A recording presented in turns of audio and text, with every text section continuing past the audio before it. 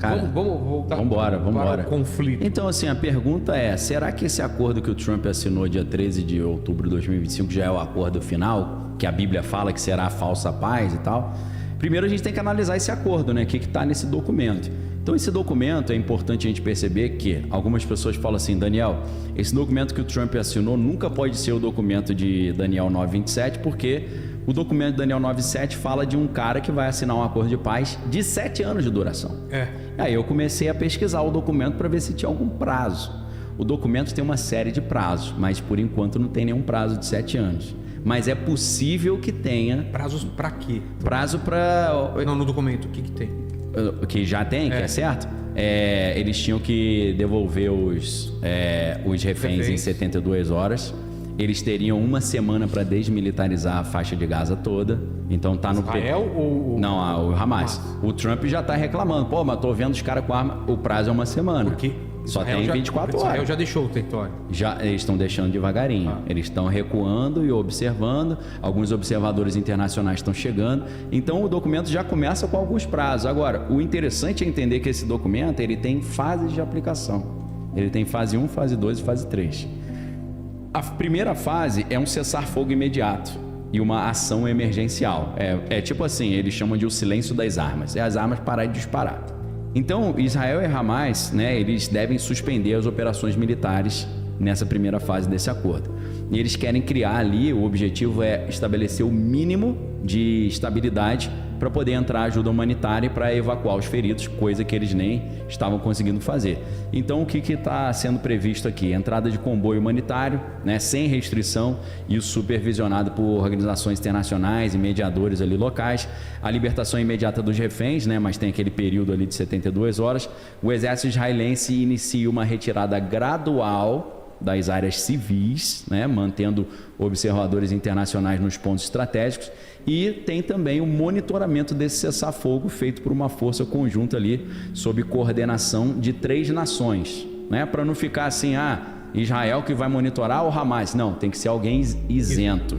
E aí são forças turcas, forças do Catar e forças egípcias que estão fazendo esse acordo e monitorando. Então essa etapa tem prazo, como eu falei para você, 72 horas para a liberação dos reféns.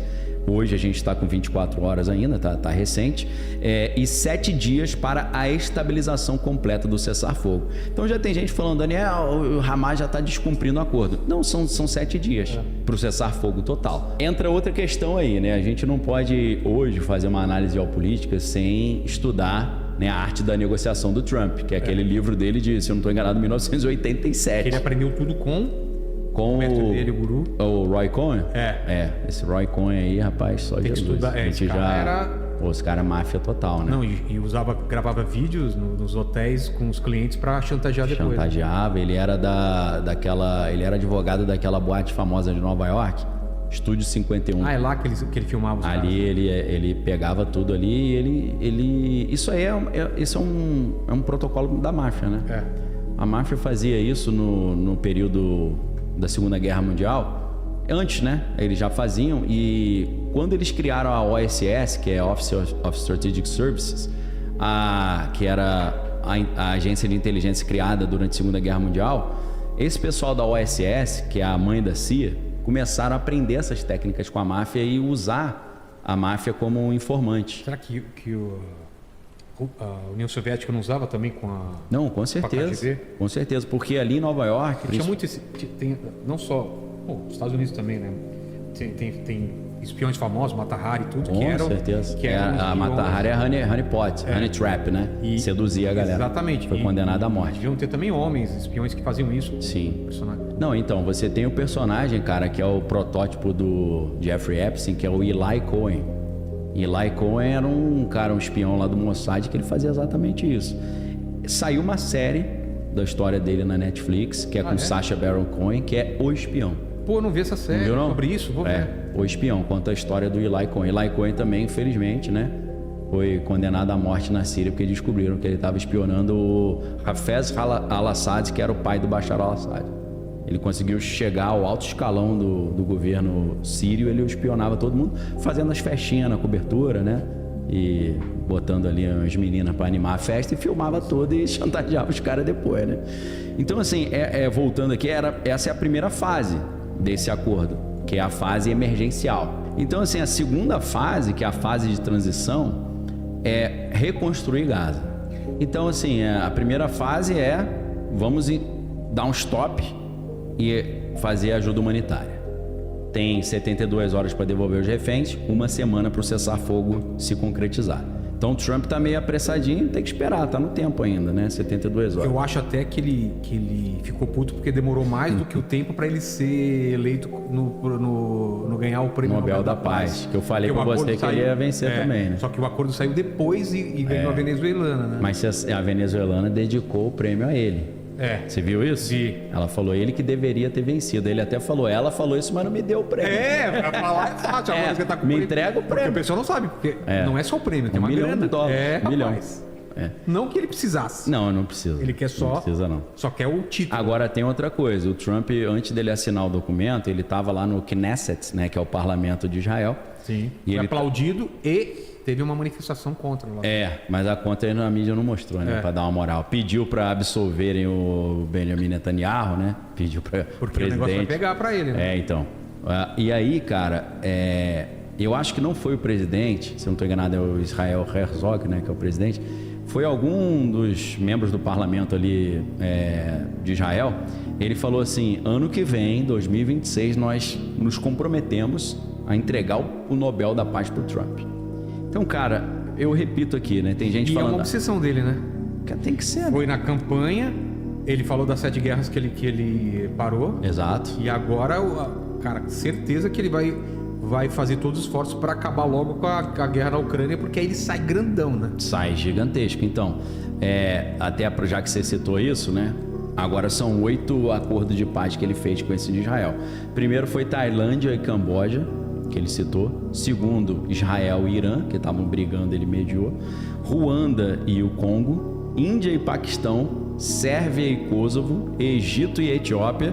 O último tinha sido Armênia e Azerbaijão, que tem um acordo também um acordo ali de zona comercial. E agora Israel e Hamas. Segunda fase é a fase mais um pouquinho detalhada em termos politicamente, mais sensível, que é a criação de uma administração provisória de Gaza.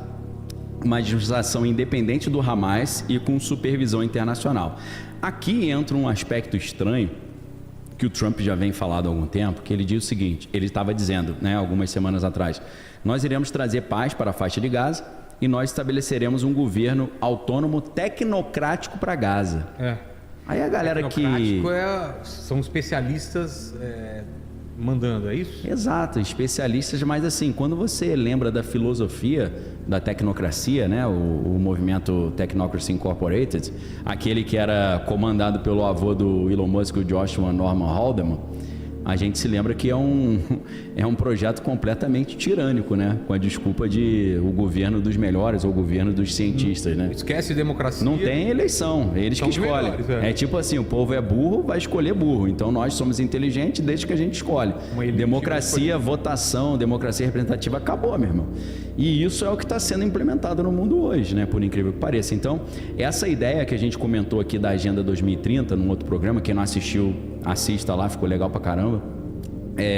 A gente sabe que a proposta hoje é o capitalismo stakeholder, a quarta revolução industrial, é tecnocracia pura. Então parece que a faixa de Gaza, segundo esse plano dos 20 pontos aí que o presidente Donald Trump assinou, vai fazer da faixa de Gaza tornar ali um test drive desse governo tecnocrático que estão projetando implementar no mundo, né? E depois, se der certo, expandir isso para outros lugares. Exato, né? Fazer, né, o teste beta, o beta deu certo, a gente expande. E aí você pensa assim, cara, de onde que vem o dinheiro para reconstruir Gaza?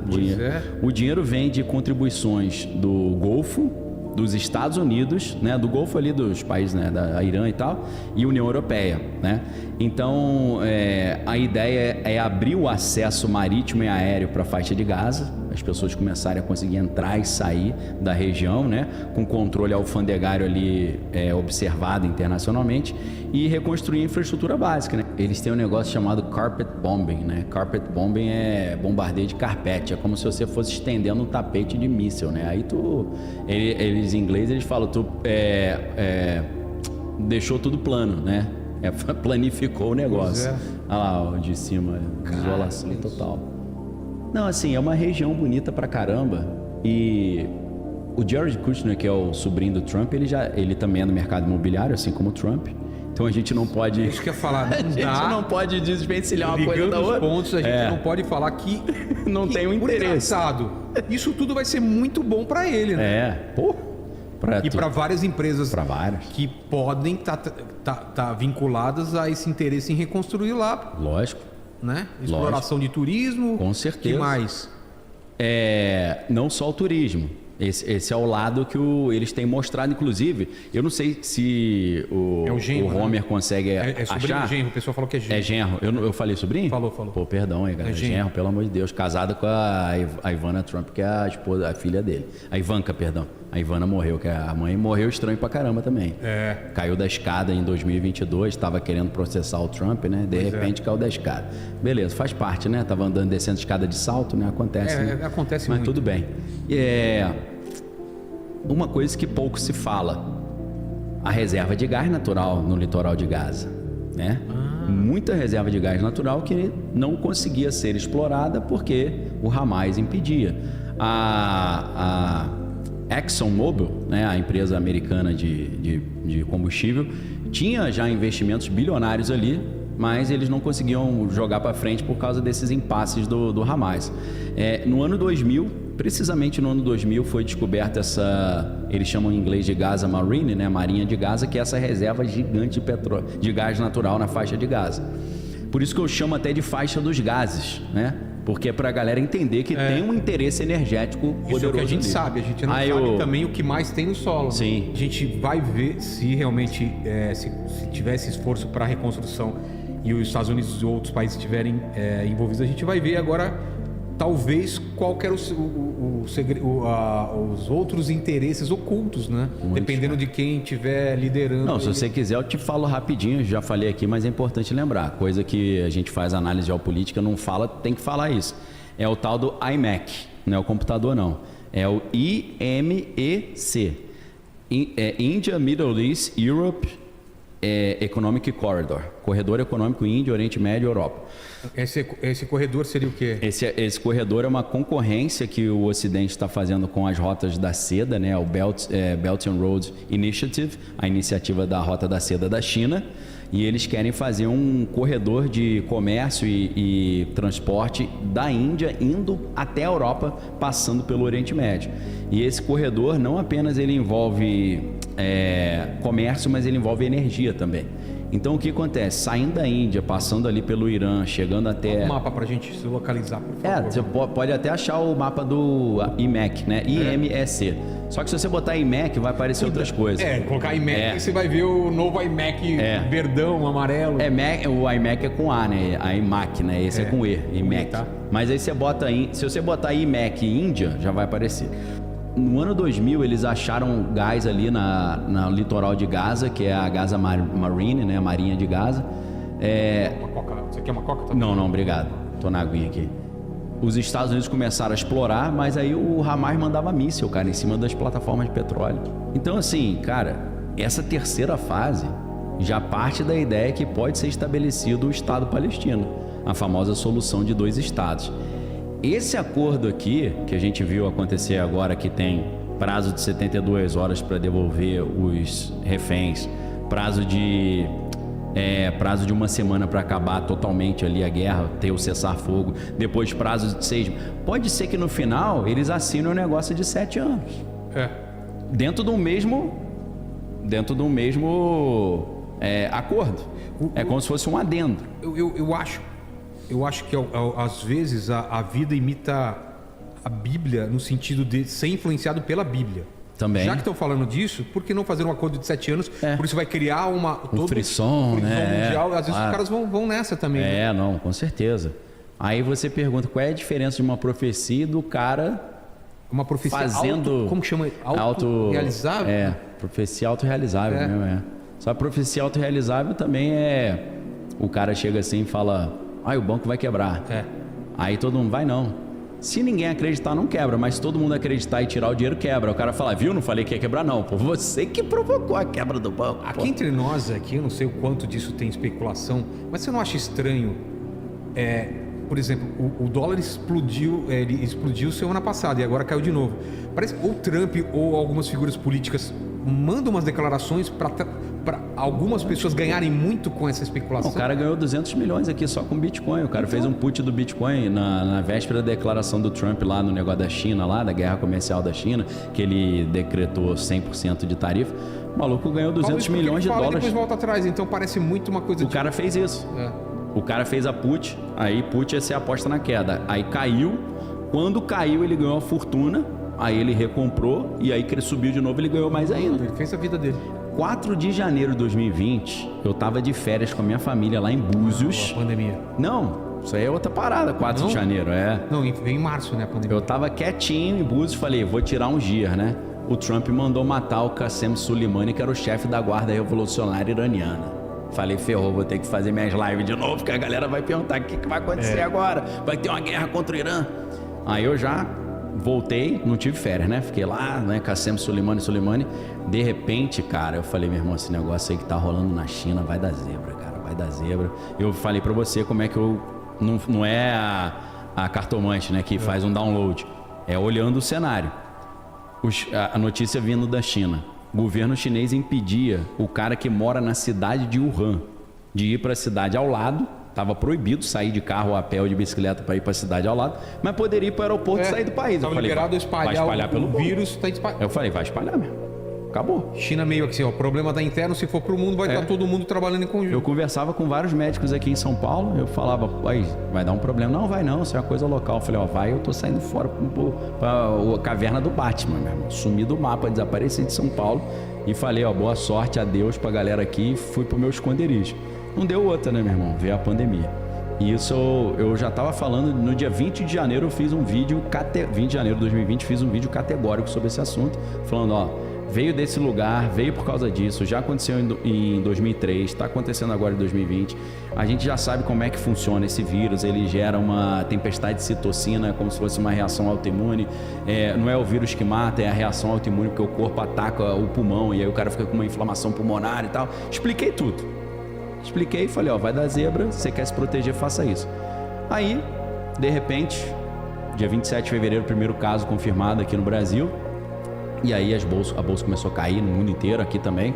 Fizeram um circuit breaker várias vezes, que é quando a bolsa tá caindo muito, eles fecham a bolsa. Para, senão vai quebrar tudo. E aí eu olhando aquilo, falando, caramba. Aí vendo meus amigos lá, os conhecidos, ganhando fortunas, né? Porque os caras fizeram put, apostaram na queda. E aí eu falei com a minha esposa, um conhecido meu ganhou 1 milhão num dia, né? Apostando botou pouco dinheiro, ganhou 1 milhão. Aí ele, por que você não fez isso também? Rapaz, a mulher, ela te dá um choque de realidade, né? Dá um soco na sua cara sem... Aí eu falei, cara, primeiro que eu não sei fazer put, né? Segundo que eu preciso achar alguém, meu irmão. Aí nesse dia que eu tomei essa bronca da minha esposa, eu falei, preciso achar alguém de confiança. E aí, meu irmão, fiquei 3 anos pesquisando, até que em 2003 encontrei o pessoal da Move e falei, cara, deu match aqui, porque a gente pensa igual, o pessoal é cristão também, a galera tem essa visão que a gente tem, né, do cenário, né? Tem o que eu chamo de selo V, que são os mesmos valores. E aí comecei a fazer o seguinte, tudo o que eu via acontecer, eu passava para eles. Eu falava, cara, quando teve aquele atentado lá no dia 7 de outubro de 2023, né, que bateu 2 anos agora, eu falei, meu irmão, a gente precisa fazer uma estratégia de petróleo agora, que o petróleo vai explodir. Na hora que eu mandei a mensagem, cara, porque 7 de outubro foi num sábado, se eu não estou enganado, era Shabat, tinham 4 comemorações naquele dia que aconteceu o ataque. Já tem um sábado, que já é um dia especial, né, para o povo lá em Israel. Tinha a festa do Sukkot, que é a festa da barraca. E tinha também a Simchat Torah, que é a festa da Torá. E tinha os 50 anos de lembrança do dia do ataque do Yom Kippur. Foram 4 coisas, né, que estavam acontecendo. Mas antes, cara, eu já senti que estava rolando movimentação e eu falei para a galera da Move, vamos fazer uma posição em petróleo. Só que quando eu pedi para eles fazerem a posição, a bolsa tinha fechado já. Tinha passado das 5 da tarde. Sabe o que aconteceu? O petróleo subiu 3% no sábado e no domingo. E pensando assim, cara, hoje, né, a taxa Selic você vai ganhar ali no 1% ao mês, mais ou menos, né? Um pouquinho mais, 1,25%. Imagina você ganhar o que você ia ganhar no mês inteiro, você ganhar 3 vezes só no final de semana. Pois é. Só não deu tempo. Mas aí, cara, tudo que eu vou vendo, eu passo para Move. Por exemplo, quando começou o negócio de inteligência artificial, eu falei para eles, olha só, eles estão caçando energia porque data center consome muita energia. Eles vão voltar a investir em usina nuclear. Para usina nuclear, eles vão precisar... É o que está acontecendo. Vão precisar de urânio. Falei, vamos investir em urânio. Investimos em urânio, o urânio está subindo. Agora toda desesperada. Exato. Por todos os projetos que eu dei essa informação, esse insight, né? No mercado financeiro fala call, né? Eu dei essa call para Move em novembro de 2024. Aí deu certo. O que eles falaram? Daniel, vamos montar a carteira então. A gente vai montar a carteira da seguinte forma. Você faz análise geopolítica macroeconômica, passa pra gente, aí o pessoal da Move, em conjunto com outra empresa chamada Hub do Investidor, eles vão organizando essa carteira conforme esses insights. Cara, graças a Deus a carteira está com uma performance muito interessante, né? Enquanto o Ibov, que é o índice da bolsa, está rendendo de 2024 para cá mais ou menos 8%, nossa carteira Arca está rendendo 38%, né? E a gente tem feito ali posições, né? A gente se posicionou em ouro, o ouro bateu o recorde agora. Eu lembro alguns anos atrás que o pessoal falava nos Estados Unidos, cara, o ouro nunca vai bater $3 mil. Se o ouro bater $3 mil, o mundo acabou. O ouro passou de $4 mil pela primeira vez na história. Por que o ouro tá tão caro? Porque é o local, é o porto seguro, né? É. Quando tudo fica muito duvidoso, a galera vai pro ouro. E eu já tinha dado essa call há muito tempo que o negócio ia ficar nesse nível. Então, eu não sei se tem as imagens. Se tem as imagens lá da carteira ARC e tal, aquele gráfico. Não sei se ainda tem no banco de dados, só pra gente voltar pro assunto aqui. Quem quiser investir lá na carteira Arca, né, que a gente está super bem posicionado fazendo essa estratégia, é só entrar em contato. Acho que o contato tem ali embaixo, né? Tem, o pessoal tem um linkzinho, né? É só entrar em contato lá com a Move Investimento. Move é MOWE. Porque quando tá aparecendo aí, né? Tá ali, né? Então, beleza. Então, depois, se tiver o gráfico, a gente passa. Agradecimento à galera da Move aí que está patrocinando o programa. Que estão cuidando da minha grana também agora. Falaram para investir lá nos Estados Unidos, eu nunca investi. Agora eu estou querendo para abrir. Já começaram para falar, abre uma conta lá. Já deram a dica, né? Aí vou começar. Não, fundamental, cara. Mas então... Voltando lá. Isso aqui, ó, uma coisa interessante. Na linha do tempo, então, a gente falou sobre o que é o acordo de paz, as datas, os prazos e agora as possíveis consequências, né, no mundo árabe. Exatamente. Na verdade, o que eu separei aqui? Algumas pessoas falaram que esse acordo que o Donald Trump assinou no dia 13 de outubro de 2025 poderia já ser o acordo que a Bíblia fala que começaria os 7 anos da tribulação. Mas você não acredita que é isso? Não me parece ainda. Eu acredito que não, mas sabe o que eu fiz? Eu rodei uma simulação. Como assim? Como assim? Se o dia 13 de outubro de 2025 é a data, o apocalipse acontece nos próximos 7 anos, entendeu? Eu rodei uma simulação pra gente brincar, pra brincar. Que ano seria então? Então seria 2032, se você somar 7 anos, né? O Azangs aqui tá falando, mesmo sendo ou não, o acontecimento teve importância e relevância espiritual da mesma forma. Mesmo que não seja, com certeza. Ele pode ser uma pedra, mais uma pedra fundamental do que vai vir a ser. Porque eu acho que esse acordo que tem na profecia, se tudo, para quem acredita, né? Eu acho que tem que incluir uma coisa mais ampla lá, né? Sim, tem que ser mais abrangente. Mas essa simulação, cara, ficou muito interessante. Por quê? Porque, ainda que seja uma hipótese, a gente aprende o que tem no livro do Apocalipse. O que o livro do Apocalipse diz que vai acontecer. Então, o que você acha de eu explicar como é que fatos aconteceriam se o dia 13 foi o dia da assinatura do início do Apocalipse? Então, a gente estaria falando de um pacto de 7 anos. Esse pacto que foi firmado, ele pode evoluir para um pacto de 7 anos, como a gente já viu na segunda e na terceira etapa. Então, a gente está falando de 7 anos contando do dia 13 do 10 de 2025 até o dia 12 do 10 de 2032, para completar os 7 anos. E é claro que no meio desses 7 anos tem aquela ruptura, que é quando o anticristo ele rompe esse pacto de paz e ele começa a atacar o povo de Deus, ele invade o templo em Jerusalém, senta no templo e exige adoração como se ele fosse um próprio Deus. Como são chamadas essas duas etapas na tribulação? A primeira parte chama de tribulação e a segunda parte chama de grande tribulação. Tá. Entendeu? E tudo seria a tribulação, né? Então, o ponto médio, 3 anos e meio depois, ou 42 meses... Para quem investisse o Apocalipse em 2032, até lá, pô, ganha o máximo de dinheiro e vive bem, então, né? Não, você não sabe da maior, cara. Se agora vai começar esses 3 anos e meio de paz, vai ser uma bolsa subindo. Então pega agora, irmão. A hora é agora, é mais uma hora é agora. Aí você calcula, meu irmão, quando chegar 3 anos e meio, tu vende tudo. Porque aí, cara... Aí vai cair geral, meu irmão. Aí se tu achar que depois no milênio você vai curtir com Jesus, tu compra na baixa. Exato. Quando tiver no meio da guerra do Armagedon, ninguém acreditando em nada, tu compra. Mas vai ser difícil, cara, porque a Bíblia fala de um blackout geral. O livro do Apocalipse diz que vai ter uma escuridão no mundo. Depois dos 3 anos e meio? Depois de 3 anos e meio. O que seria essa escuridão? Essa escuridão... É literal? São 2 coisas, porque...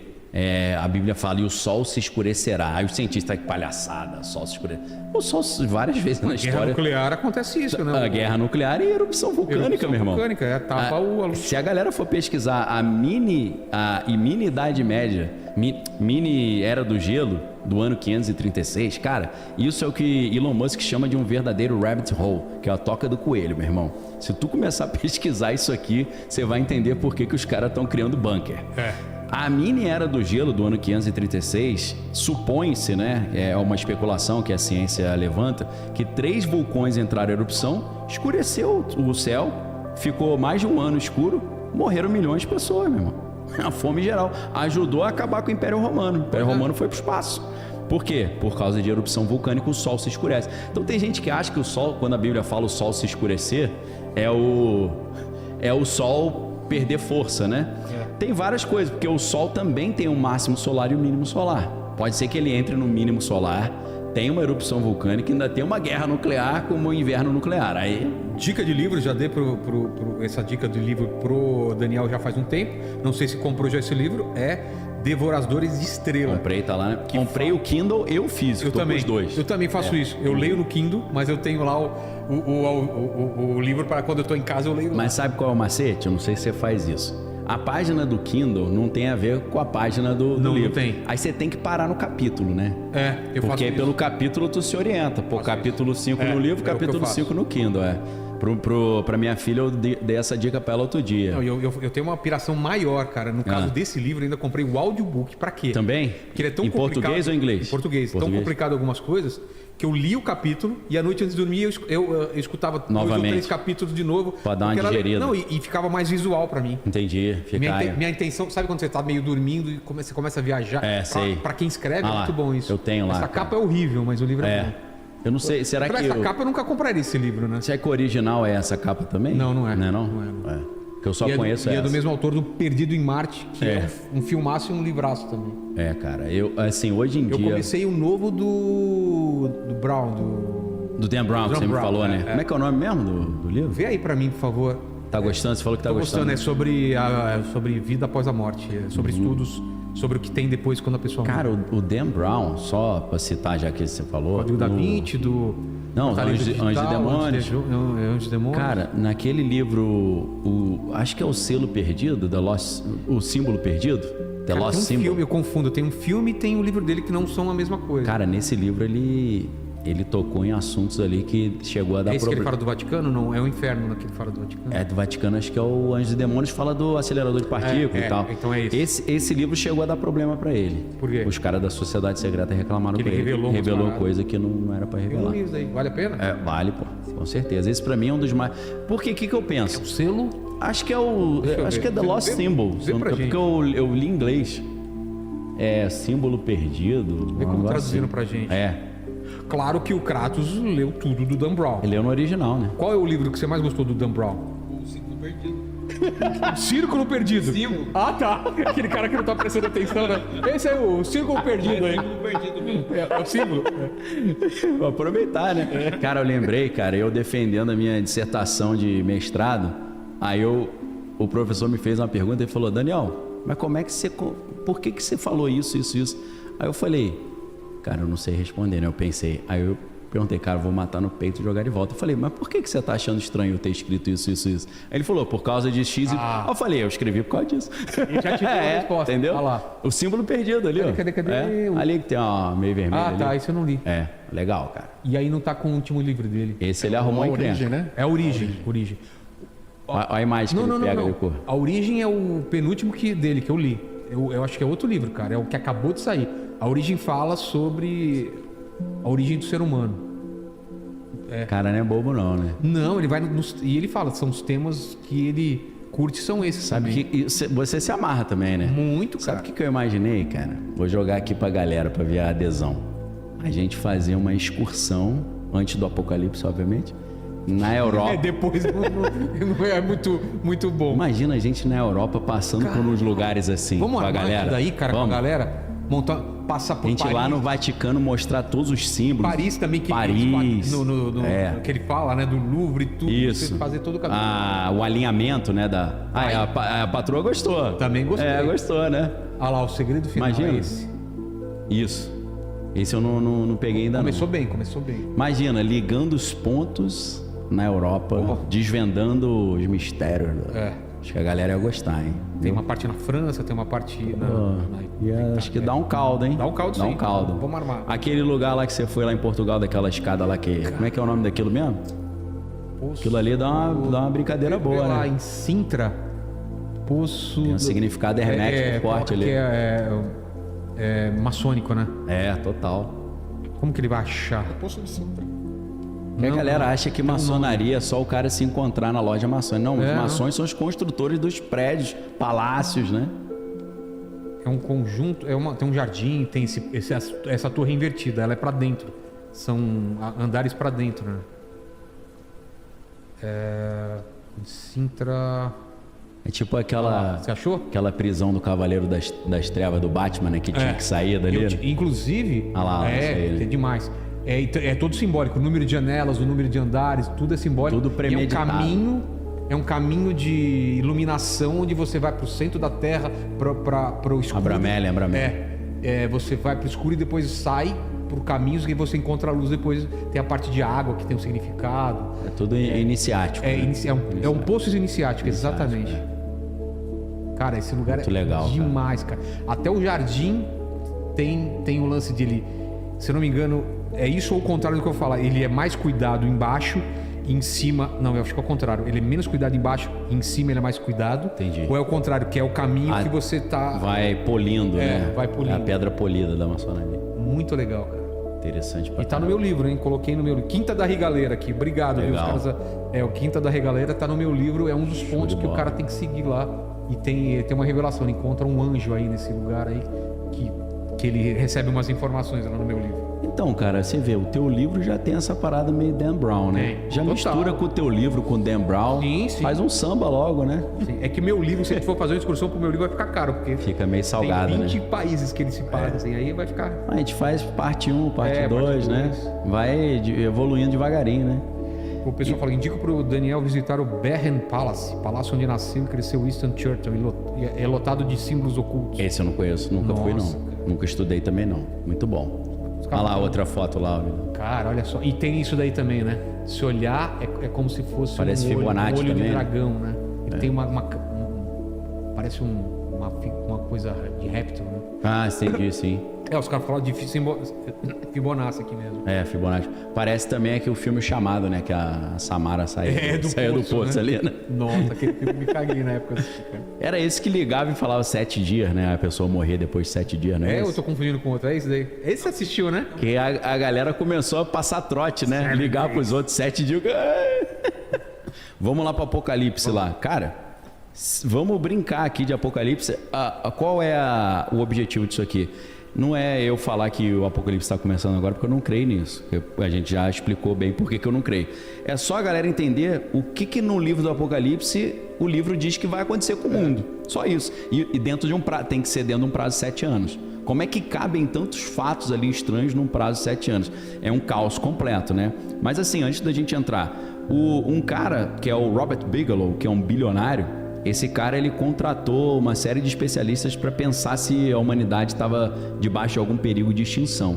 E ele falou que sim, e que são vários cataclismas, vários problemas que vão surgir tudo junto.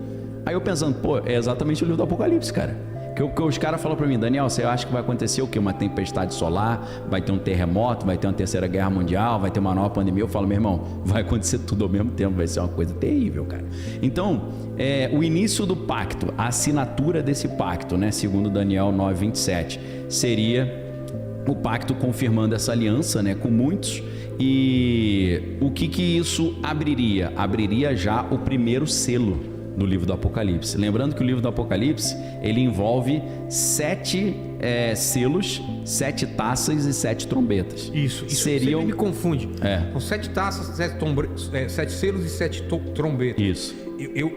Eu sempre estudei e foquei mais nos 7 selos. Sim, que é a primeira parte. Que é a parte dos 4 cavaleiros do Apocalipse e tudo mais. O que são os outros, os selos? Eu vou explicar aqui na sequência. Vamos lá. A gente pega Qual tudo. que é a ordem? A ordem primeiro são os selos, depois você tem as trombetas, depois as taças. Tá. Isso é interessante pra caramba, porque o apóstolo Paulo fala sobre isso. Muito, cara. Isso aqui é um quebra-cabeça. E tem discussões. Tem, né? é aberto a debate. Se o cavaleiro branco, quem tá no cavalo branco é Jesus ou se é o anticristo? Fica bem claro. É o anticristo, que ele traz a falsa paz. Confusão? Quem acredita que é Jesus é por quê? Porque a Bíblia chega a falar que Jesus é um cavaleiro no cavalo branco também, mas você vê que são figuras diferentes, porque esse cavaleiro do primeiro selo, ele vai trazer uma falsa paz e ele vai romper. Ele está empunhando uma espada, é isso? Não, ele tem um arco sem flecha. Que quer dizer? Quer dizer que ele tem uma arma, mas ele não vai usar. Ele vai trazer, ele vai conquistar sem guerra. Segundo a Bíblia, Jesus, quando vai voltar para porrada. Vai voltar arrepiando. Vai voltar com o sopro da boca dele e vai destruir os exércitos do anticristo. Então, o primeiro selo é o quê? É o cavalo branco e a expansão de poder, a expansão de conquista. Por quê? O versículo na Bíblia, lá em Apocalipse 6, fala que ele vem no cavalo branco vencendo para vencer, conquistando para conquistar. Ou seja, é uma série de conquistas que ele faz. Quem que escreveu isso? Foi Podpah? Estamos vencendo, estamos conquistando. Não é, cara?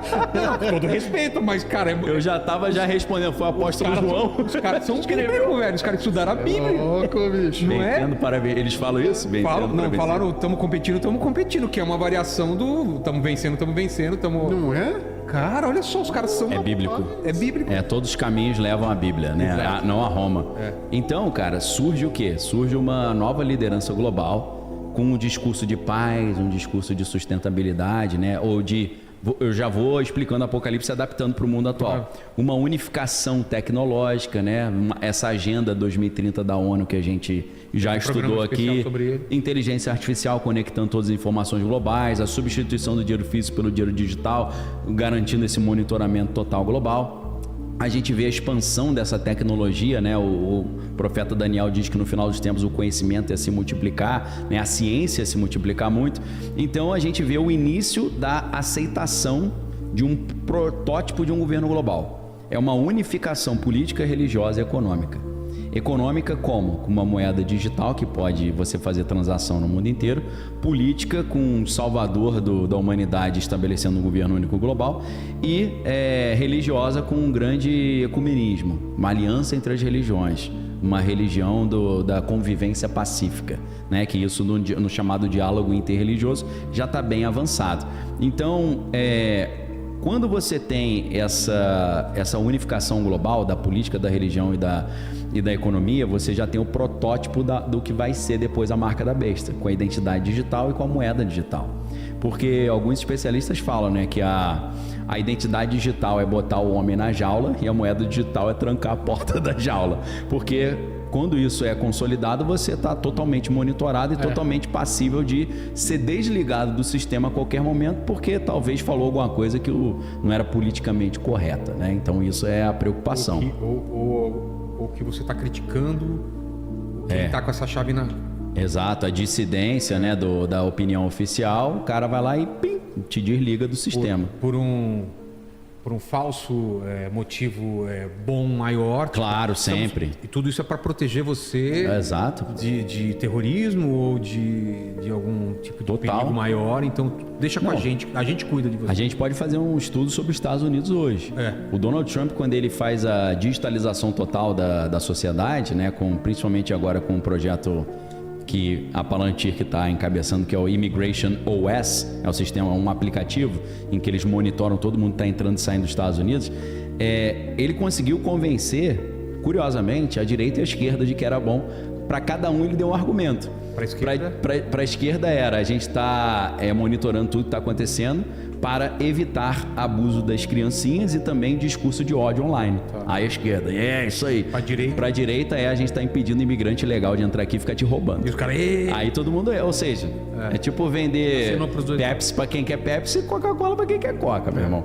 Então assim, discurso sempre pro bem, pra paz, mas monitorando tudo. O cara agora tá assim, despido diante do sistema. Tudo que você compra, que você tá fazendo, já tá ali sendo monitorado. Às vezes, os livros que você lê, que a gente compra, às vezes já cai já numa categoria, peraí, esse cara tá lendo algumas coisas estranhas. Cara, é complicadíssimo isso. Encomenda no Amazon, tô monitorando e falo, por que esse cara comprou? Qual é seu interesse? Esse cara, a biografia disso e esse livro. Aí cruzando os dados, aí entra o pré-crime, que a inteligência artificial já faz, esse cara vai fazer alguma besteira ali na frente, vamos enquadrar ele antes. Ele entrou aqui no aeroporto, já vamos levar ele para uma salinha e fazer umas perguntas. Exato. Isso é o primeiro selo. O primeiro selo é esse, é a paz. Nós estamos trazendo paz.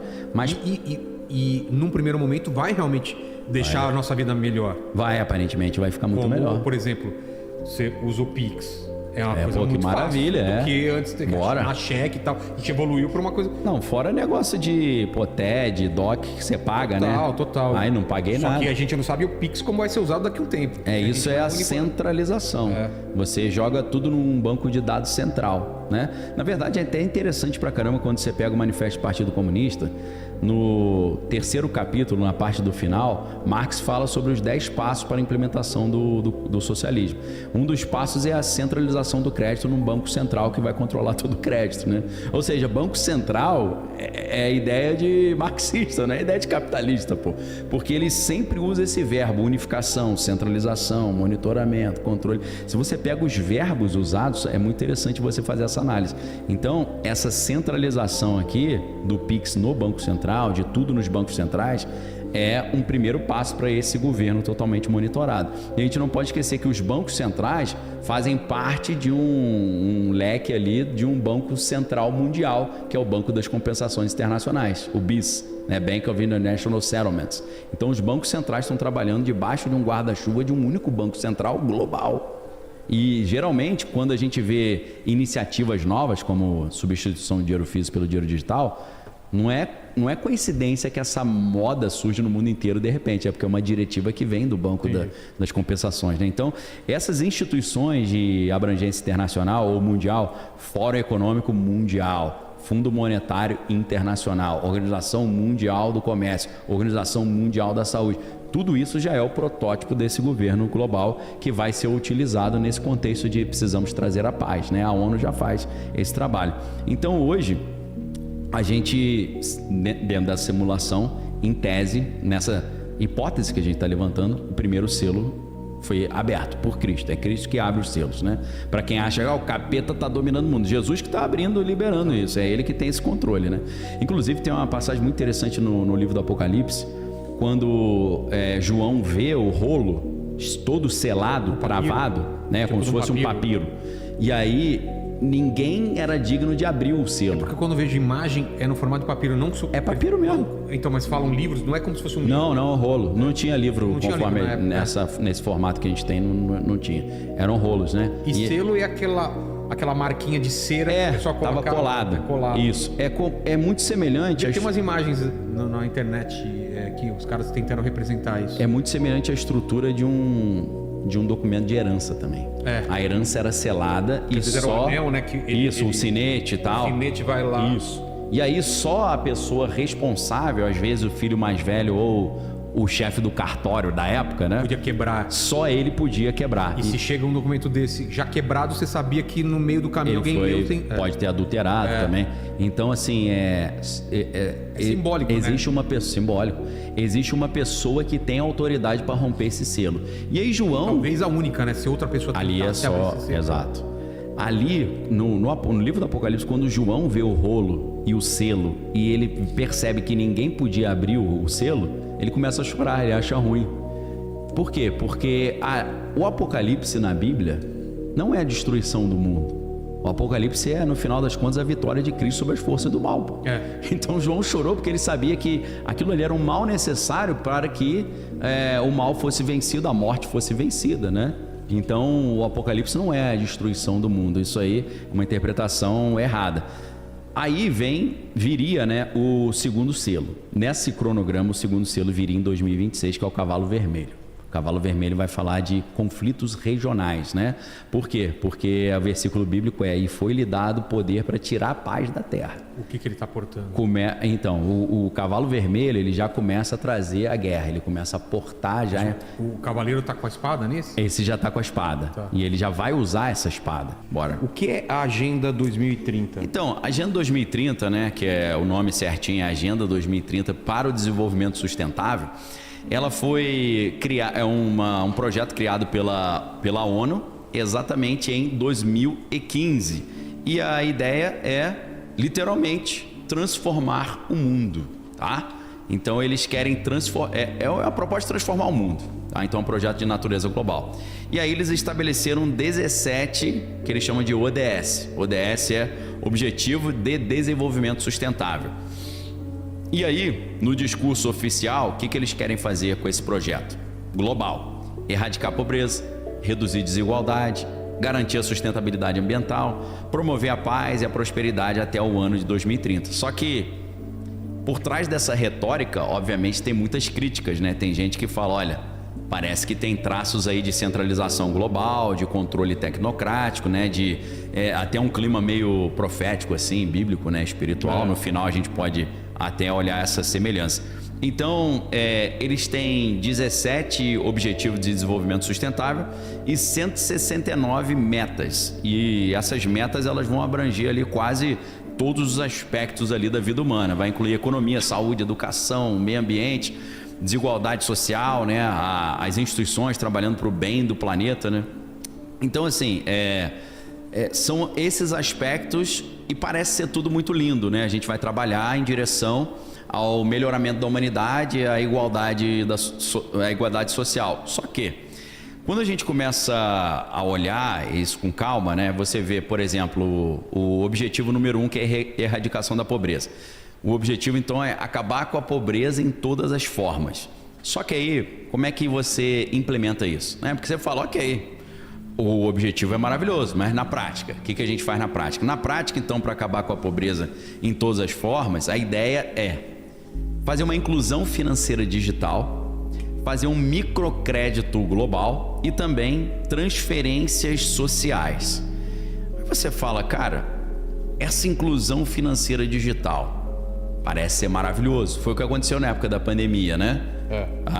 O Paulo Guedes falava muito, né? A gente fez um grande projeto de bancarização, né? Os invisíveis da sociedade, o cara que vende o cachorro-quente na esquina, que recebia tudo em dinheiro e não botava esse dinheiro no banco, então o cara era invisível, né? Ele não existia para a economia. E aí esse cara, obviamente, ficou com muita dificuldade de vender cachorro-quente sem ninguém na rua, e aí ele falou, e agora, como é que eu fico? Não. Aí o governo ofereceu um auxílio emergencial. Só que para o auxílio emergencial ele fazer jus a esse auxílio, ele teve que abrir uma conta no banco. E aí, então, essa ideia da bancarização parece linda, parece maravilhosa, mas ela está diretamente relacionada a você... É um controle, porque você obriga as populações menos favorecidas a terem as suas identidades digitais. Você está digitalizando essas pessoas e aí, então, qualquer auxílio, ele pode no futuro acabar sendo condicionado ao comportamento da pessoa, à obediência ao sistema. Uma pontuação. Uma pontuação, que é essa ideia de crédito social. Algo que eu não estou vendo ninguém falar hoje em dia, porque esse negócio de você... eu critiquei uma postura do Trump. Aí ele fala assim, então você não entra mais nos Estados Unidos. Isso já é o crédito social implementado. Né? E para isso ser implementado, você precisa monitorar o que o cara está publicando, o que ele está fazendo, o que ele está comprando, o que ele está vendendo, que tipo de conteúdo ele consome nas redes sociais, quem ele segue nas redes sociais.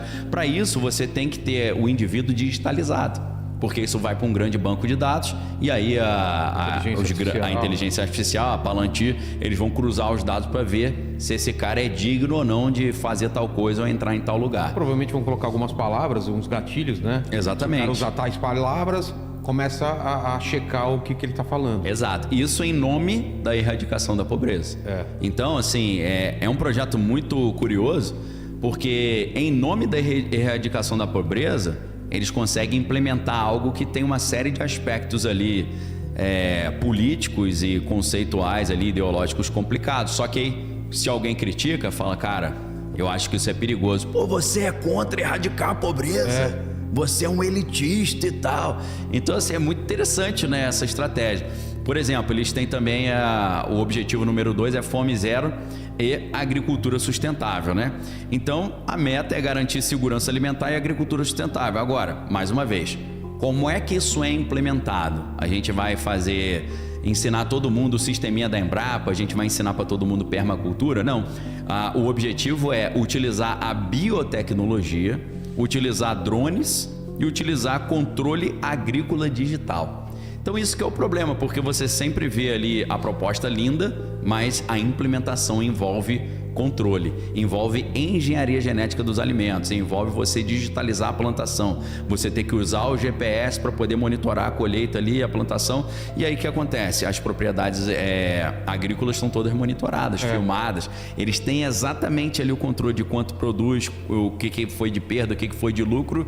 Então o que acontece? Você tem uma concentração da produção de comida nos conglomerados globais, que se você está tudo ali concentrado, esses dados, você permite também você influenciar o acesso ao alimento. Os caras não estão querendo aqui até ver quem mora com os pais e não paga aluguel? Começa assim, entendeu? Cara, olha o absurdo. Isso faz parte da Agenda 2030 também, mas tudo sempre em nome, né, tem que ter uma roupagem bonita. Vender, né? O Elon Musk, por exemplo, quando ele fala, eu quero botar um implante no teu cérebro, ele não chega falando assim, ele fala, tem pessoas que têm problema neurológico, tem gente que tem problema de mobilidade, né? Tem gente que fraturou a medula, ou pessoas com algum Parkinson, né, Alzheimer. Vai ser maravilhoso. Começa assim, né? Eles começam falando pro bem das pessoas, aí se você criticar, você fala, você é contra ajudar as pessoas, mas daqui a pouco eles estão fazendo o seguinte, o cara que tem um implante, daqui a pouco ele tem acesso à inteligência artificial no cérebro. Não, vai rodar propaganda. Lembra o episódio do Black Mirror? A mulher do nada coloca um negócio pra ela não morrer, pra ela se manter viva, tem um implante no cérebro e começa a rodar uma propaganda, de vez em quando ela começa a falar, compre margarina não sei da onde, do nada. Assim, Não, e se ela quisesse que não rodasse a propaganda, tinha que soltar. Né? Não, você pode ter um plano que é só você pagar, sei lá, $400 a mais por mês, que aí não tem propaganda. Aí a mulher, eles estão já quebrados, sem dinheiro. Né? Termina mal a história, né? Porque ninguém suporta, né? Não vai, não tem vai como. aumentando. Sim. O cara prefere morrer do que, né? Ficar com um problema desse. Então, assim, o projeto é maravilhoso. Por exemplo, saúde e bem-estar. Quem vai falar contra um projeto de saúde? Um projeto de saúde é maravilhoso. Então, qual o objetivo da Agenda 2030? O objetivo 3. Acesso universal à saúde, né? Só que aí o problema é a implementação. Como é que a gente vai fazer o acesso total à saúde? Melhorar a formação do médico, né? Porque, na verdade, se você pensa em o Brasil, eu não sou especialista no problema médico hospitalar do Brasil, mas já vi alguns especialistas dizendo que o problema da saúde no Brasil não é falta de dinheiro, é um problema mais hospitalar mesmo, né? É um problema de fluxo do dinheiro. Então, como é que a gente melhora? A gente torna mais eficiente os recursos chegarem até os hospitais? Não, a solução qual que é? Passaporte de saúde digital, protocolo global de saúde pela OMS. Então, o problema é que a solução, ela sempre traz um problema de privacidade, ela sempre traz um problema de aumento do controle e aumento do monitoramento do indivíduo, né? Hoje a gente tem smartwatch, o relógio já monitora tudo que está acontecendo com você. Vamos supor que isso tudo vá para um banco de dados e uma empresa privilegiada tendo acesso a esses bancos de dados, você vai lá se candidatar a um emprego, ele vai olhar no teu cadastro e vai falar, esse cara aqui, a genética dele diz que ele vai ter uma doença grave quando chegar a uns 35 anos. Ele não vai ser contratado, entendeu? Então, assim, o problema é sempre a solução que é oferecida, né? Então, essa ideia de todo mundo ter acesso à saúde universal, só que para isso você tem um passaporte de saúde digital, geralmente subcutâneo, né, com a internet dos corpos, o problema é que isso pode acabar te atrapalhando em várias coisas, como a gente viu na época da pandemia. Direito de viajar, você poder estudar ou não, trabalhar pode ser bloqueado a quem não cumprir certos protocolos médicos, né?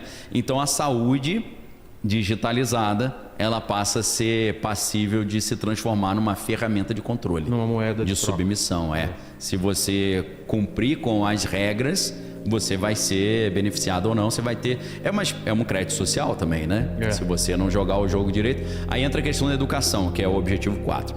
Educação, por exemplo, né? Garantir educação inclusiva e equitativa. Educação é igual para todo mundo, incluindo os grupos minoritários e crianças com necessidades especiais e tal. Só que aí como é que é a implementação? Mais uma vez, é a digitalização da educação e padronização do currículo. Aí a gente pensa, cara... com as diferenças estruturais, culturais, né, tecnológicas que existem não só entre o Brasil e os outros países, mas entre as diversas regiões do Brasil. O Brasil é um país de proporção continental, né? Tem pessoas que vivem numa grande metrópole como São Paulo e tem pessoas que vivem numa condição que é semelhante a 500 anos atrás, né? Tem como padronizar a educação num cenário como esse? Tem como o cara estar estudando o mesmo conteúdo da mesma forma? Então a padronização, né, debaixo ali da Unesco é sempre uma preocupação, porque ela meio que atropela as diferenças individuais, culturais, né? E aí o que acontece? Você padronizando a educação para poder garantir essa educação inclusiva, eles fazem o quê? Currículos não só nacionais, mas currículos globais. Tem como uma criança na China e no Brasil ter o mesmo tipo de educação? Acho bem complicado, né? Esse currículo global, qual é o problema? A gente sabe que educação molda a mentalidade, né? Então, se você tem um currículo global, você tem um sistema de controle da mente, do comportamento a nível global, né? E você acaba fazendo o quê? Exclui quem não está participando desse sistema, né? Então, são uma série de coisas que sempre são lindas. Isso é uma estratégia antiga, né? Porque é a estratégia que o Império Romano usava da Pax Romana, né? Qual que era a ideia? Vamos supor que Roma invade uma região. E aí o povo fala assim, eu não quero ser dominado pelos romanos, não, vai embora. Os romanos falam, mas eu não te expliquei o benefício que eu vou te dar ainda. Eu vim aqui trazer a paz. Eu vim aqui para te beneficiar. Pax Romana. Né? A Pax Romana. E aí o que acontece? Aí o povo fala, cara, será que vale a pena eu pagar impostos para Roma para ele me oferecer paz? Aí, quando o povo começava a ficar meio questionador, o que eles faziam? Mandava o povo para o circo, né? Os circos máximos, as corridas das bigas, mandava para o Coliseu, pão e circo, né? Panem et circenses. E, além disso, a própria educação. Você fala, poxa, Daniel, mas naquela época, no Império Romano, o pessoal era analfabeto. Como assim educação? Os grandes teatros, as grandes peças públicas, inclusive na Grécia, né, quando a gente vai estudar o teatro grego, as peças eram construídas para ter um efeito catártico. Como assim efeito catártico? Para o cara jogar para fora a raiva dele e perder a vontade de... Participavam, gritavam, também, vaiavam. Na verdade, ele está vendo a história. Sim. Por exemplo, você está vendo uma história do Édipo Rei, do Sófocles, né? Foucault tem uma análise incrível dessa peça no livro A Verdade e as Formas Jurídicas, que foi uma palestra que ele deu, acho que em 1974, na PUC de São Paulo. Édipo Rei, qual que é a história? O pai do Édipo, ele recebe uma profecia, seu filho vai te matar e casar com tua mulher. Aí ele fala, não vou deixar isso acontecer. Ele pede para o escravo matar o filho. Só que aí o escravo fica com pena, em vez de matar o menino, pendura o menino de cabeça para baixo numa corda no galho de uma árvore. Inclusive, é uma carta muito importante do tarô, a carta do enforcado, né? Então tem todo um arquétipo oculto aqui nessa carta. Do enforcado, um enforcado no tarô. E aí o que acontece? Ali nessa cena do bebezinho Édipo preso pelo pé, de cabeça para baixo, você tem o nome dele, né? Porque Édipus significa preso pelo pé. É exatamente o nome dele, né? Só que Foucault, ele traz uma curiosidade, porque ele chama a atenção que o nome a gente conhece a peça como Édipo Rei. Só que ele mostra que o título original grego não é Édipo Rei. Não? Porque rei em grego é Vassilios ou Basileu. Mas olha lá a carta. Édipo ficou preso assim. Você vê então um arquétipo, até né? Essa figura, né? Formando 4, Sim. Esse halo em volta, né? Exato. Tudo envolve essa simbologia, né? Essa simbologia tem a ver com o sagrado ou com reis, né? Esse halo em volta, né? Sim. Não, e em alguns desenhos, você tem ali a corda tá meio frouxa. Ah, é? Então daria para ele tirar o pé ou para ele tirar o pescoço. Sei. Então é tipo assim, você tá preso num problema que você quer. Entendi. Você tá no engano que eu gosto, né? Não, mesmo nesse... A princípio teoricamente dá para ele dar um jeito ali, dá né? pra ele esticar com as mãos aqui atrás e desamarrar o pé, né? Exato. Não é impossível. É tipo assim, pô, você se colocou numa situação e você sabe que tem que sair, mas não quer sair, né? Então o Édipo, ele envolve todo esse arquétipo e Foucault mostra que o título da peça não era Édipus Basíleus, era Édipus Tyrannos, Édipo tirano. Caramba. Porque aí o Foucault vai fazer uma interpretação. Por que o nome da peça é Édipo Tirano? Porque a peça, o objetivo dela é mostrar para a população grega que quando você quer ir contra a ideia dos deuses e não quer cumprir com o que os deuses querem, você é punido. E querendo mostrar que o rei que vira um tirano, ele sempre é punido. Então era para desencorajar os líderes de se tornarem ditadores, né? Então você, numa época que você tem o Solon, Pisístrato na Grécia, né, que foram caras que começaram a criar ali as ditaduras na Grécia, você tem a peça do Édipo que vai dizer que se algum líder quiser virar um tirano, ele vai se ferrar, vai morrer cego e abandonado. Então existe essa mensagem. Existe sempre uma mensagem pedagógica, né? Então a educação, o teatro, né, na Grécia, por exemplo, em Roma, ou a escola hoje, ela é um adestramento, no final das contas. Então, se você tem uma educação... Eu não sei como está hoje, mas na nossa época, né, você fazia fila. Sim, era bem formal, né? Formal, cantava o hino, tinha fila, era meio uma preparação para falar assim, ó, existe uma organização, você tem que cumprir. Isso, né? Disciplina. Uma disciplina, existem líderes, sua professora, você não discutia com ela, era outro esquema. Era outro esquema. O Foucault, ele tem a solução para todos esses problemas aqui que a gente vai falar hoje. Porque o Foucault, ele fala contra o controle do Estado sobre o indivíduo, ele fala sobre o adestramento, né, do sistema sobre o comportamento individual e esses conceitos que ele usa como biopolítica, biopoder, né, sociedade da disciplina. E se você pega depois o Gilles Deleuze, né, com o Mille Plateau, que é outra obra, né, e Félix Guattari, eles vão falar também sobre a sociedade do controle. A sociedade do controle tem tudo a ver com isso, porque enquanto a sociedade da disciplina é o colégio tradicional que a gente estava falando, que é um espaço físico onde você está ali e tem um inspetor, um professor te monitorando, né? Isso vai evoluindo para a ideia do panóptico, né, que o Foucault puxa do Jeremy Bentham. Isso está tanto que é o nome do livro Vigiar e Punir, está bem claro, né? Vigiar, errou, punir. Só que agora, com a ideia de mundo cibernético, a vigilância é online, né? Então é um outro tipo de vigiar e punir. E o interessante é que o Foucault, no Vigiar e Punir, ele vai comparar, é muito legal porque ele mostra como a estrutura arquitetônica das escolas era a mesma estrutura arquitetônica dos presídios. Então ele vai dizer que a escola era um presídio também, né? E o objetivo era disciplina total, controle, monitoramento e adestramento, né? E aí você pega um outro autor marxista que é o Louis Althusser. Louis Althusser, ele tem um trabalho muito interessante chamado Aparelhos Ideológicos do Estado, né? Que ele vai dizer que a função da escola não é educar, a função da escola é reproduzir as forças de produção, ou seja, o médico adulto um dia vai se aposentar, o engenheiro também é advogado, então você tem que repor essa mão de obra. Então a função da escola é meramente repor a mão de obra, não tem nada a ver com educar ninguém, né? Então assim, a Agenda 2030 ela propõe coisas maravilhosas, né? Água potável para todo mundo, energia limpa e acessível, mas o meio de implementação que é perigoso. E aí a gente lembra com a Revolução Francesa, né? O lema é lindo: liberdade, igualdade e fraternidade.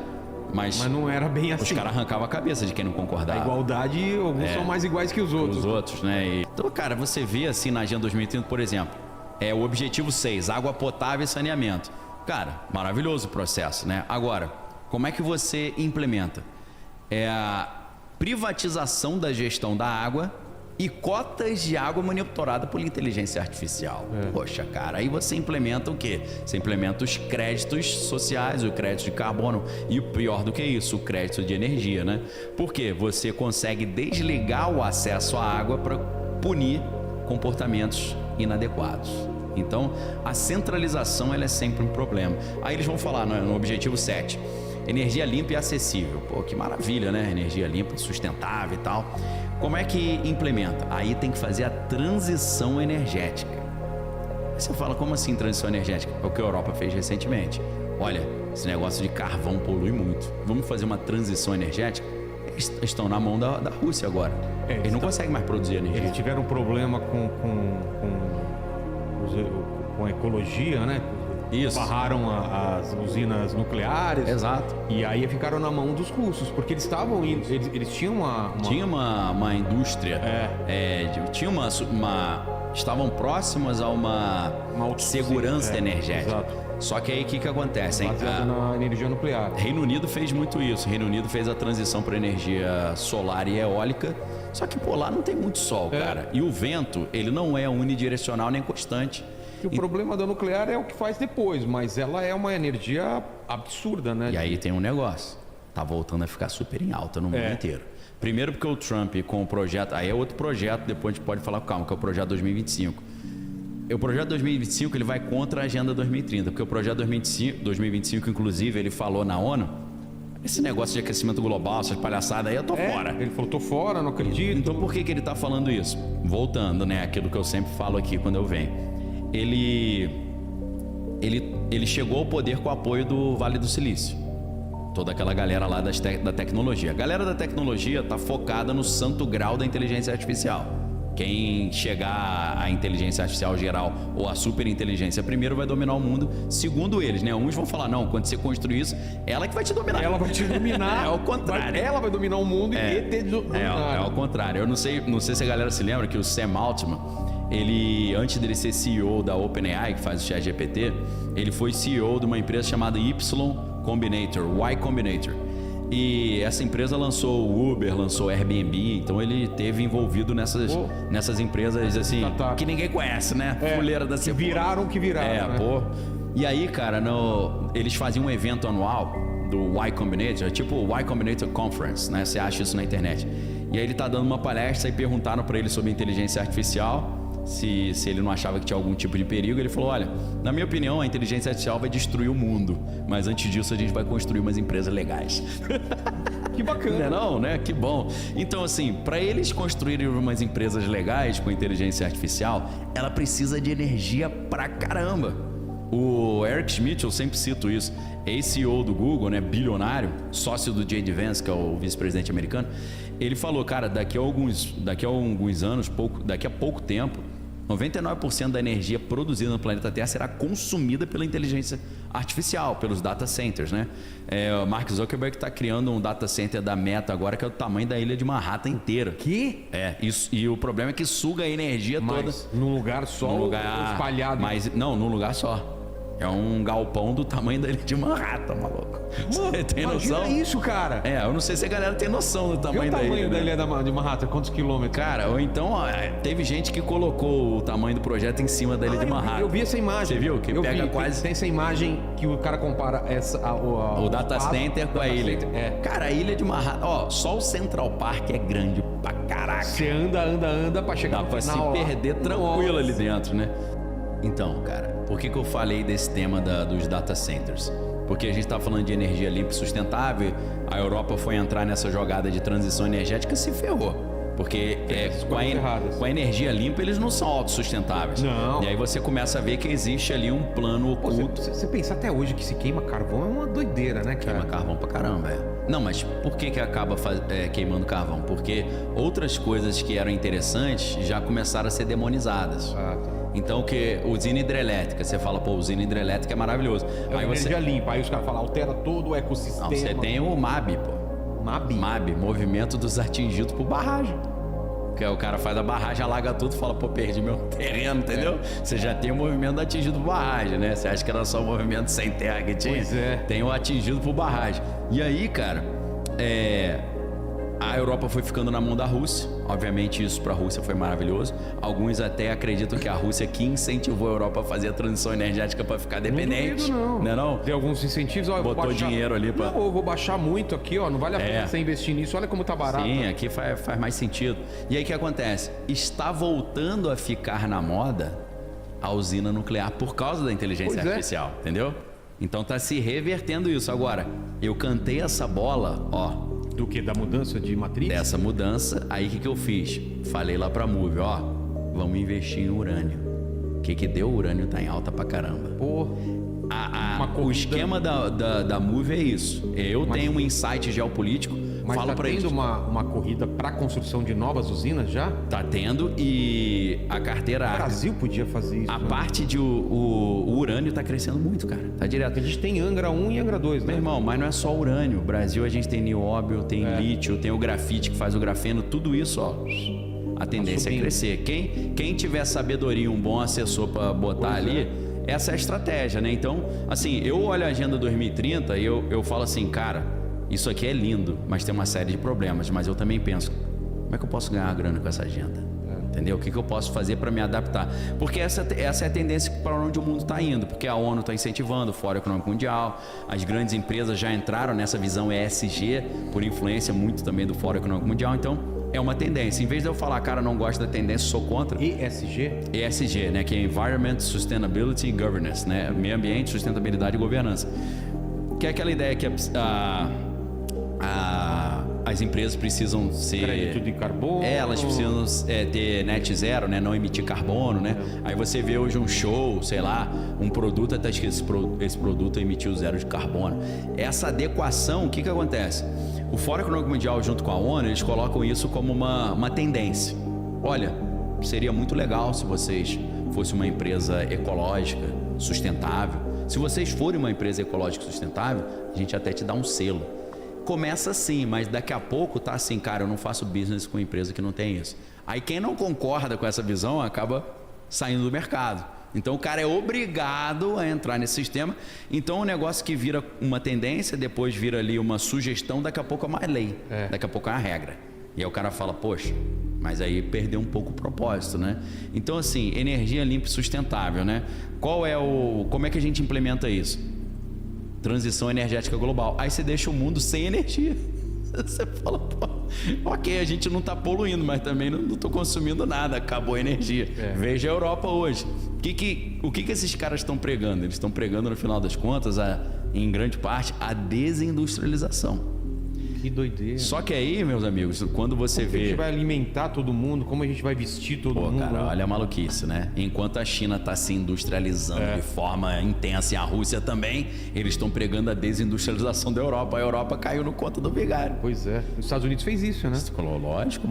Vamos fazer a industrialização, vamos fazer tudo em outros países para baratear o custo. Exato. E aí ficou na mão de todo mundo. Ficou na mão dos caras. Agora eles estão fazendo reshoring, né? Que é trazer de volta, né? Paulo Guedes falava isso há muito tempo. E é doido, né? Porque eles não imaginaram que os caras vão aprender a fazer, vão ficar melhores do que a gente, vão ter essa tecnologia e a gente vai ficar super dependente. Sim. Acho que na pandemia eles sentiram muito isso quando começou a faltar tudo, né? Não, total. A pandemia foi o antes e depois nisso, porque... O carro ficou parado em pátio, em linha de montagem, porque não tinha... O valor do frete, o container que era $2.000, de um dia pro outro pulou para 20 mil. Pois é. Ele multiplicou por 10. E aí o que acontece? Você tem uma obrigação de ter que trazer a sua indústria de volta. E aí o presidente Donald, para tentar acelerar isso, ele bota as tarifas. Porque na verdade, o que é a tarifa? A tarifa é o seguinte: produza nos Estados Unidos, você não vai pagar tarifa. Traz para cá. Se não trouxer, vai pagar. Então a ideia é vir todo mundo para os Estados Unidos. Só que aí você pensa assim, cara, quem vai trabalhar nessas fábricas? Pois é, americano não vai querer receber eles não estão querendo salário de imigrante. Então, é a máquina. É o robô. Ah, tá. Cara, já tem uma perspectiva que a Amazon, até aqui no Brasil tem os galpões, é tudo automatizado. Aqui eu não sei, lá fora os caras falaram que é absurdo. Não, daqui a pouco você tá em outro século já lá. Lógico, até o carro, meu irmão, vai que o furgão lá que vai entregar sozinho, vai dirigir sozinho. Ou drone, né? Entendeu? Já tem uns lugares que o pessoal ainda não entendeu a moral da história. Cara, agora que você falou, eu não tinha me ligado nisso. Que, pô, esse movimento de trazer tudo para os Estados Unidos não vai ter trabalhador, mas os caras não estão preocupados. Imagina todas as empresas dos Estados Unidos. O americano vai querer fazer serviço lá de peão. Não vai querer. É robô, meu irmão. Robô, cara. Aí você vê o Elon Musk falando assim, depois, vê se você acha essa notícia. Elon Musk... Você colocou uma previsão de quantos robôs vai ter na sua conta? 10 bilhões de robôs para 2040. Mais do que seres humanos. Mano, você já imaginou um mundo lotado de... Pra Agenda 2030 isso é maravilhoso, é lindo, porque... Quanto? 10 bilhões? 10 bilhões, tá? E aí, cara, você fala assim, peraí, Isso aqui pode trazer uma abundância maravilhosa e ninguém nunca mais precisar trabalhar porque a máquina vai trabalhar. Mas isso pode fazer uma ditadura global também, na máquina. Tem mais robô do que gente, meu irmão. Você vai sair na rua e tá um monte de máquina impedindo. Ah, não, aqui você não pode. Esse setor aqui você não pode passar. E aí a gente, se você pegar a palestra que o Elon Musk deu no início do ano na West Point College, né, que é a academia das agulhas negras lá dos Estados Unidos. O que ele falou? Formação de oficiais, ele fala, cara, a próxima guerra vai ser só drone. E drone, ele tem o quê? Inteligência artificial local, ele toma decisão autônoma. Se ele você faz uma análise do que tá lá, não precisa reportar lá e falar o que eu faço o cara agora? apertar um botão, né? E aí o que acontece? Ele diz o seguinte, Cara, isso é muito perigoso. ele fala, no final das contas, um drone com inteligência artificial local é um Terminator. Aí tá aí a Agenda 2030, né? O Elon Musk, ele já falou um negócio que eu achei altamente preocupante, que ele falou assim, eu já falei isso aqui, eu vou repetir porque alguém pode não ter ouvido. Se você tem um carro inteligente e ele dá uma pane, ele quer te atropelar, se você entrar num prédio, subir as escadas ou entrar no elevador, ele vai conseguir te pegar. Certo. Ele vai ficar agarrado. Mas se você tem um robô que dá uma pane, ele vai atrás de você. Ele vai subir a escada, vai abrir a porta e vai te pegar. Então ele fala, é por isso que com relação aos robôs, a gente tem que ter muito cuidado com a segurança. Pois é. Cara, mas o cara hackeia isso aí, como é que fica, meu irmão? O cara hackeia o Tá sistema. falando, não, tem uma trava aí que é proibido atirar em humano, é proibido fazer mal, é proibido... Vai alguém lá e muda isso daí. Ou então ele mesmo reescreve o próprio código, já que ele sabe escrever código, né? Então, assim, a Agenda 2030, tudo isso entra como coisa Os caras linda. falam só tirar a pilha dele. Falou, né? Vai ter umas biomarcas atrás. Vai, facinho, cara. Cara, quando chegar nessa época, não vai ter mais negócio de bateria e tal. O troço vai ter bateria infinita, meu irmão. Eles já vão ter encontrado alguma forma de não ter que carregar o robô. Vocês podem ter certeza. Então, assim, o que você fala assim, energia limpa. Energia limpa uma ova, cara. O urânio tá em alta pra caramba. A gente já botou a tela lá na carteira ARC, na Move. Agora é tudo nuclear. Trump tá liberando um monte. Tinha um monte de trava pra usina nuclear e tá liberando tudo. E aí, o que acontece? Você tem o crédito de carbono vindo falando junto. de energia nuclear também para abastecer esses servidores ou não? E tem esse papo? Sim, pô, lógico. Claro, com certeza. Vai ter que ser, né? Tem que ser, pô, lógico. Não tem conversa, cara. Energia nuclear, fusão a frio, hidrogênio verde, hélio 3, é tudo isso. Sei. Por isso que eles estão pesquisando muito aquelas matrizes energéticas novas, né? Os caras estão falando das 3 leis da robótica do Asimov, né? Para quem não sabe, né? Sim. O Asimov é um escritor de ficção científica. Aliás, terminei... Da Fundação. Mas de ler ou de ver? Não, ler eu já tinha lido, mas agora terminei as 3 temporadas na época. Vale a pena? Cara... Tá é meio muito chatinho. diferente. Não, é muito diferente do livro, mas vale muito a pena. Os caras colocaram uns conceitos muito bons. E tem as 3 leis e depois a lei 0, né? A primeira lei é que um robô não pode fazer mal a um ser humano. Sim. A segunda lei, um robô deve obedecer a um ser humano desde que essa lei não conflite com a primeira. Isso. Ou seja, fazer mal ao ser humano. A terceira é o robô tem que se manter, ele se manter saudável, como assim? Ele se íntegro. Se mantém íntegro, funcionando, a não ser que essa regra quebre uma das 2 anteriores. Legal. Entendeu? Sim. E aí começou a dar muito problema e criaram uma lei 0, que o robô não pode, por ação ou inação, fazer mal à humanidade como um todo, entendeu? Então, mas por exemplo, às vezes para o robô ele faz um cálculo, é claro que isso aí não é uma... Ciência exata, porque ele pode entrar em conflito, cara, né? aí você entra no mundo da lógica. Porque a lógica é uma coisa, o mundo é outra coisa. Na lógica, o que vai acontecer? Ele vai pensar assim, cara... Eu tô obedecendo, o meu patrão é o Daniel, ele me deu uma ordem. Essa ordem é para fazer tal coisa, mas pode ser que cause mal ao... o Kratos quer me matar, mata Isso. o Kratos. Aí ele vai falar, mas eu não posso fazer mal, mas eu também tenho que obedecer. Senão ele vai te matar. Mas aí ele faz um cálculo, eu vou matar para proteger, então isso é bom e ruim ao mesmo tempo.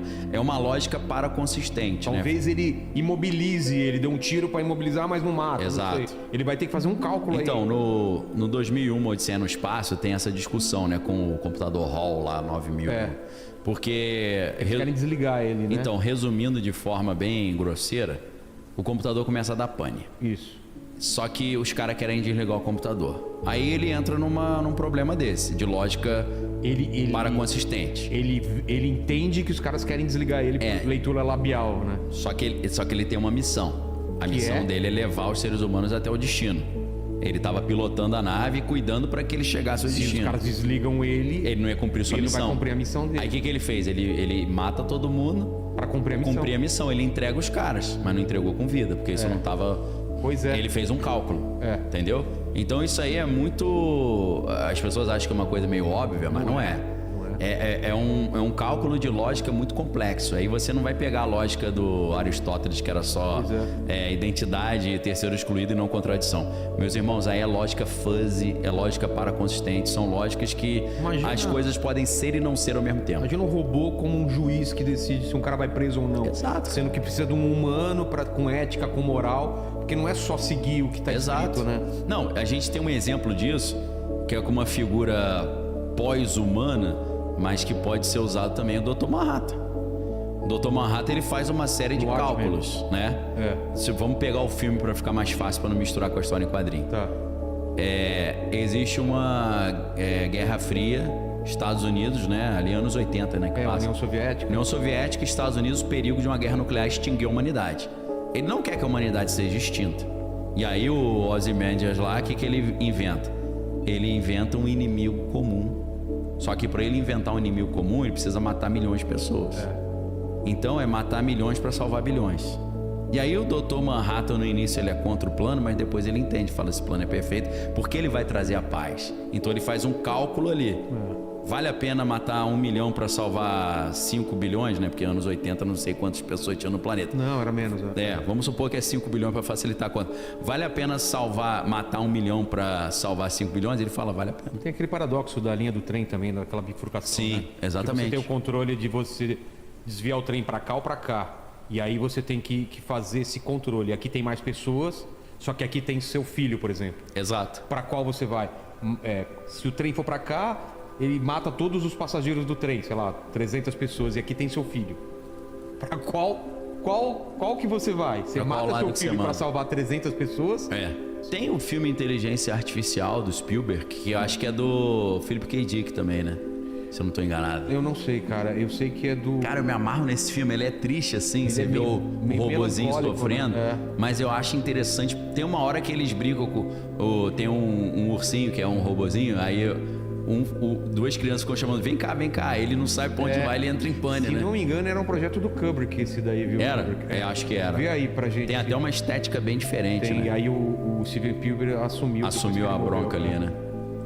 E entra nessas questões éticas também, né? A família, acho que a família era... Não lembro muito desse filme, sabia? É um casal que É não... meio história do Pinóquio, não é? Que ele queria um pouquinho. ser um... Ele queria virar um ser humano. né? Cara, o que acontece? A família não consegue ter filho, aí compra o robô como filho, o garotinho, que é o mesmo garotinho lá do Sexto Sentido, né? Do Shyamalan. É verdade. Com o Bruce Willis e tal. E aí... Só que depois eles engravidam. Aí nasce um filho biológico. E aí é claro que fica um ciúmezinho ali, né? Dos dois, né? Um menino brinquedo e o outro humano. E aí é exatamente essa nossa conversa, porque se eu não estou enganado, a galera pode ajudar. O robô, ele tenta ajudar o irmão dele, biológico, ele acaba machucando o irmão sem querer, ajudando. Aí os pais decidem descartar ele, jogam ele no lixão. Acha que tá com problema. É que ele ofereceu um perigo, né? Ele quase matou o filho biológico. E aí ele entra numa jornada para tentar virar um ser humano, né? Verdade. Entendeu? Então, assim, cara, o problema da Agenda 2030 é que ela envolve aí um grande processo de concentração de poder. E tem exatamente tudo a ver com isso aqui, ó. Por isso que eu trouxe esse livro. A Quarta Revolução Industrial. Por quê? Do Klaus Schwab, que é o fundador do Fórum Econômico Mundial. A Quarta Revolução Industrial, ela tem 100% a ver com a Agenda 2030. Por quê? É você usar a tecnologia para o melhoramento da humanidade. A ideia é você teve a primeira revolução industrial, que foi da máquina a vapor.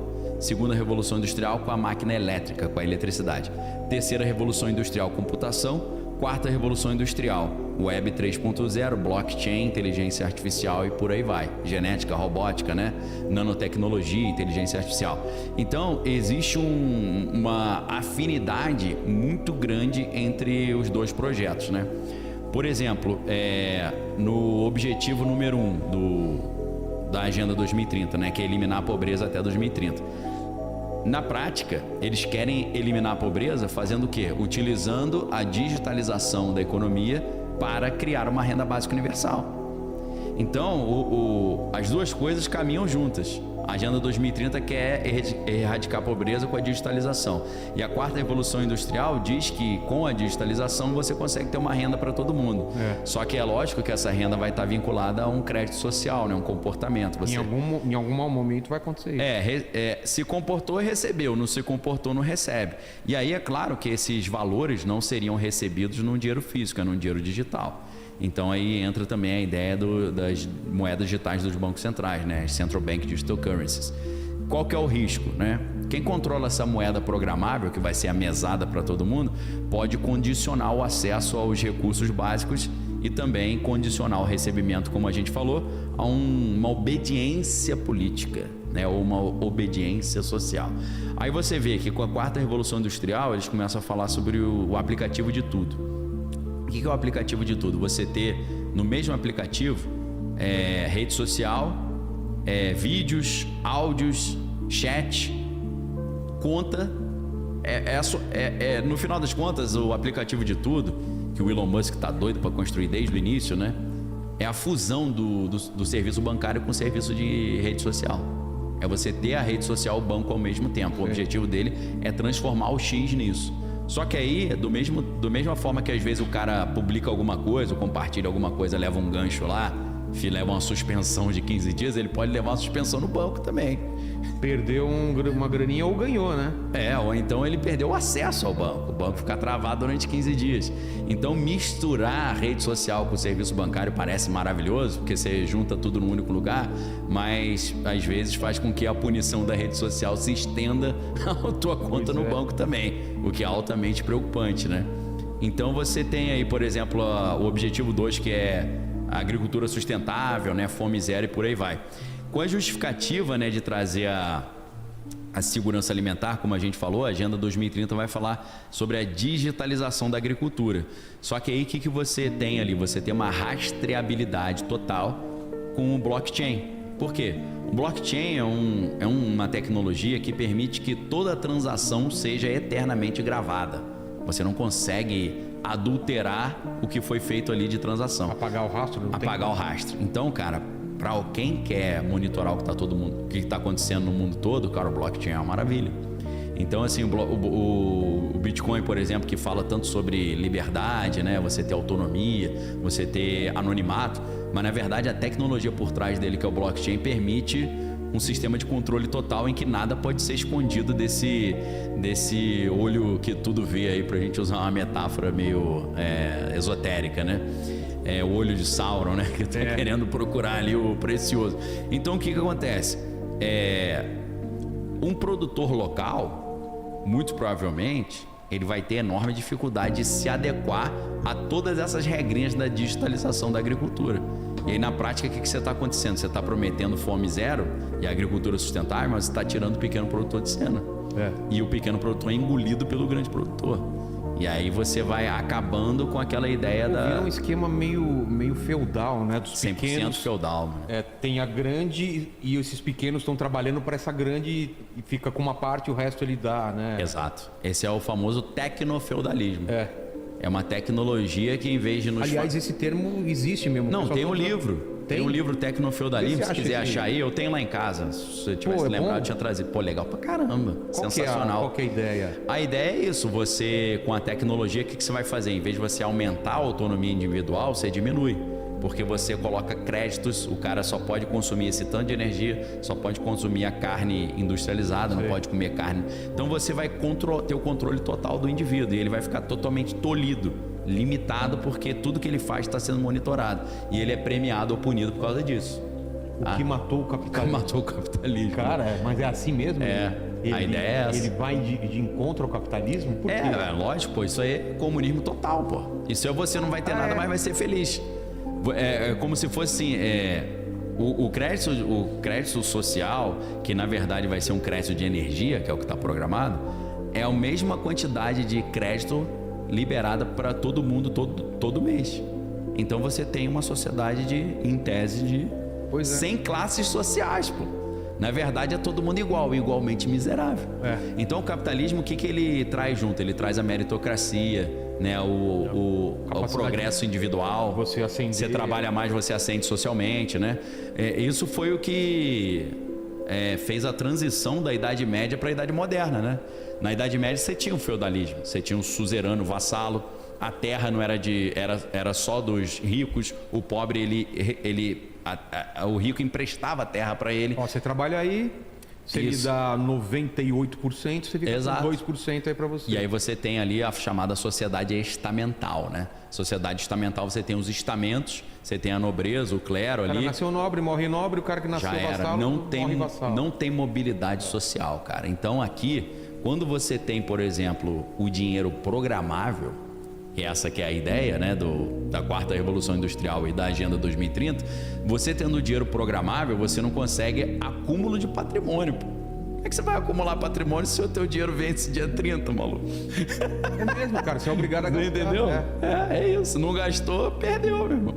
E não é só que você é obrigado a gastar, você é obrigado a gastar naquelas coisas que eles deixam você gastar. Pois é. Porque se você viajar muito de carro ou comer muita carne, você perde ponto pra caramba, vai pagar uma multa.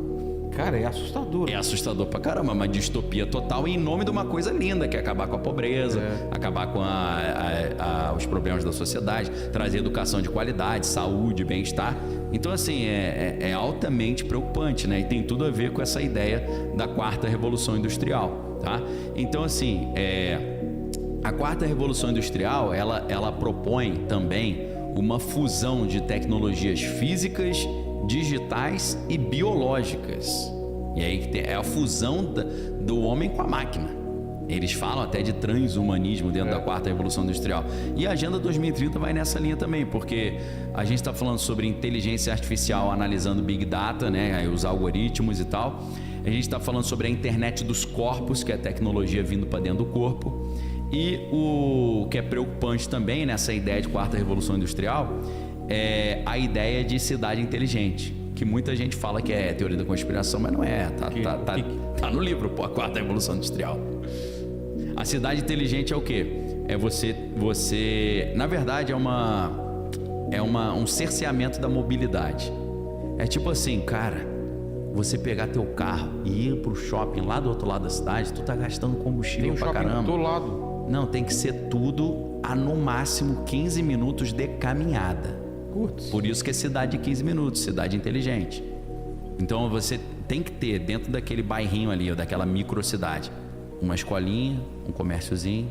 E aí para você sair desse bairrinho ou dessa cidade, você tem que ter o crédito social, você tem que ter sido um bom cidadão.